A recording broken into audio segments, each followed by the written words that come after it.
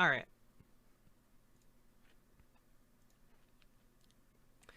Russian opposition leader Alexei Navalny dupes spy into revealing how he was poisoned. A Russian agent sent to tail opposition leader Alexei Navalny has revealed how he was poisoned in August with the lethal nerve agent Novichok planted in his underpants. The stunning disclosure from an agent who belonged to an elite toxins team in Russia's FSB security service came in a lengthy phone call following the unmasking of the unit by CNN and the online investigative outfit Bellingcat last week. It was in what he was told was a debriefing. Konstantin Kudryavtsev, sure, we'll go with that, also talked about others involved in the poisoning in the Siberian city of Tomsk and how he was sent to clean things up. But the agent was not speaking to an official in Russia's National Security Council as he thought. He was talking to Navalny himself, who almost died after being poisoned in August. Navalny has long been a thorn in the side of President Vladimir Putin, exposing corruption in the high places and campaigning against the ruling United Russia Party. Putin essentially confirmed last week that the FSB agents tailed Navalny, but said if Russia wanted him dead, they would have probably finished it.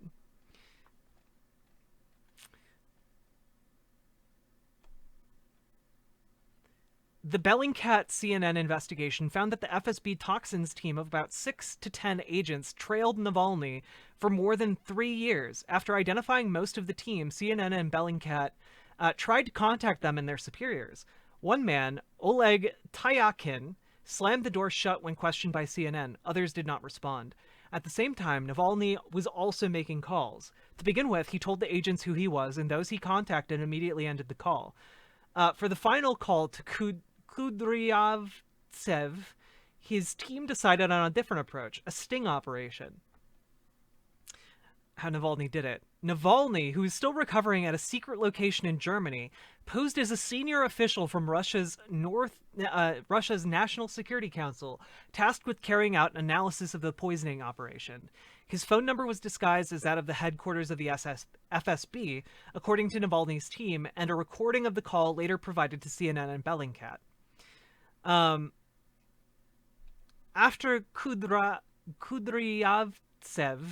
confirmed his identity, Navalny said he'd been tasked with getting a brief understanding from the team members. What went wrong? Why was there a complete failure in Tomsk with Navalny?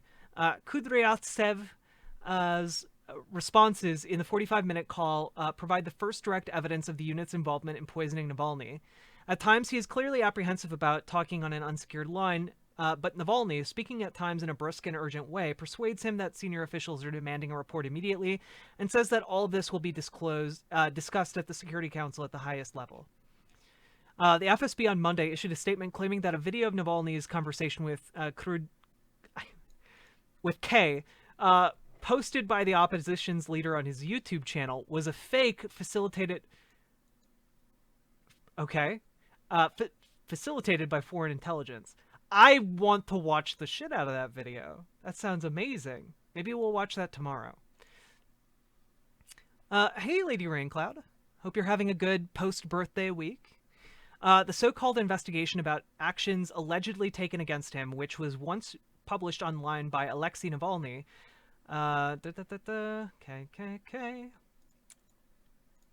Why underwear was targeted. Most dramatically, Kudryavtsev provided a detailed account of how the nerve agent was applied to a pair of Navalny's underpants. Navalny asked what item of clothing was the emphasis on. What is the most risky piece of clothing? K replied simply underpants. Navalny followed by asking exactly where the Novichok was applied, the inside or outside of the seams. The insides, the crotch, replied K. Toxicologists consulted by CNN say if applied in granular form to clothes, Novichok would be absorbed through the skin when the victim begins to sweat. They say in this instance, it appears to be assailants used a solid form of the nerve agent rather than the liquid or gel as had been previously detected in the attack against former double agent Sergei Skripal. in the United Kingdom. Yep, they got him. They got him with dick poison. Everybody, they got him with the dick poison. No one ever expects the dick poison, really. Okay, it's an incredibly sneaky and risky maneuver. The investigation by Bellingcat and CNN used thousands of phone records plus flight manifests, etc., etc. Let's see.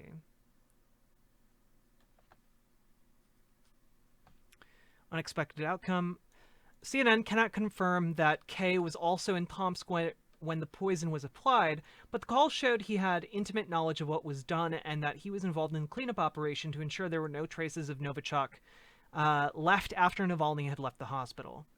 Navalny fell ill suddenly on his flight home to Moscow, and the pilot diverted to Omsk, where he received life-saving emergency treatment from paramedics.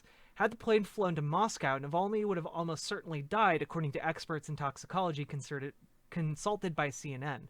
Flight is about 3 hours. This is a long flight, Kay said.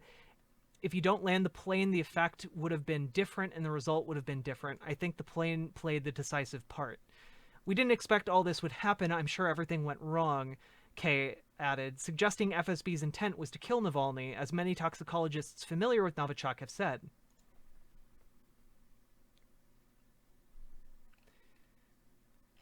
That's pretty crazy. When we arrived, they gave them to this. The local Omsk guys brought them with the police. He added they applied solutions so that there were no traces left on the clothes. So there won't be any surprises with the clothes, Navalny asked Navalny. That's why we were there multiple times. Several times. Navalny's team have several times demanded that his clothes be returned to him, but Russian authorities have refused. Later, Kay says, I was told to work precisely with the underpants on the inside. Who said that? Makshikov? Yeah, answered Kay. Okay, so this is like the hierarchy here.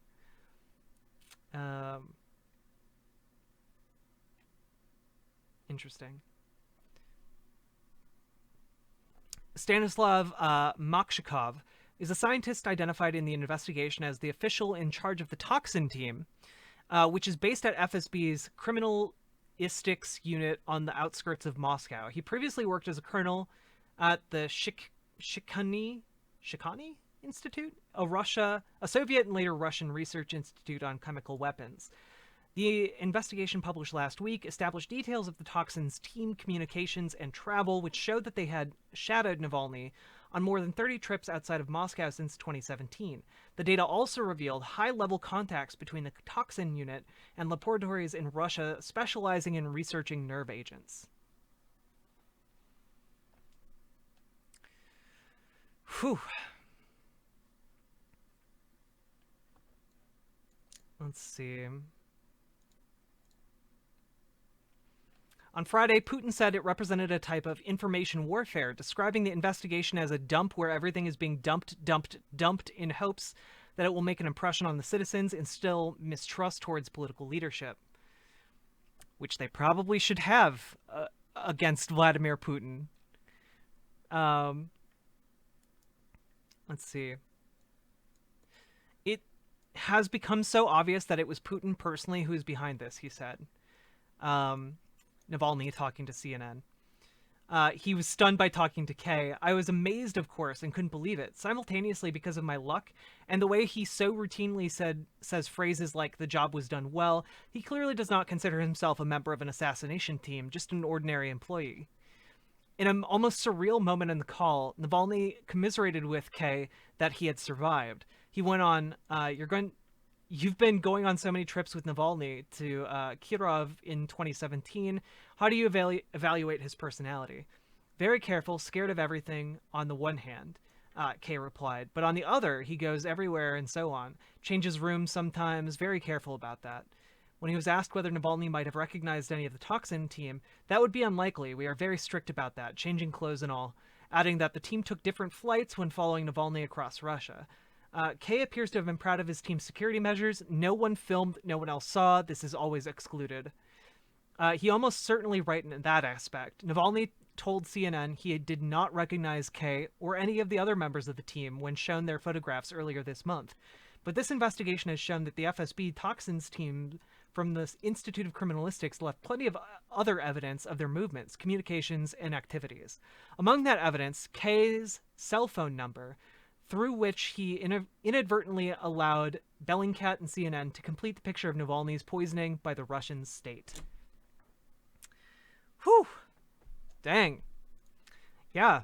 The dick poison. An especially impotent tool, you know? Wait.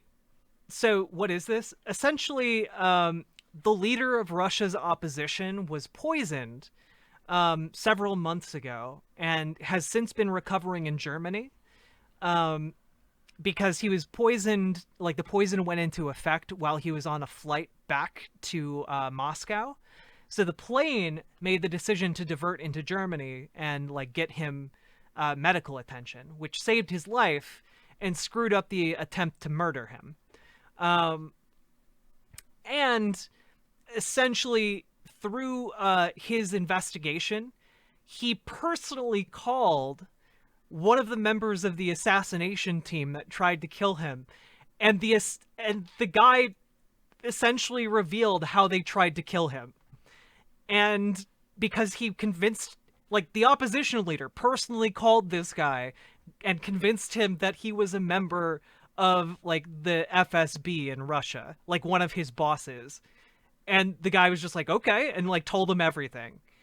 And yeah, it's basically become very clear that Putin personally ordered him to be killed. Yeah, yeah. It's pretty wild.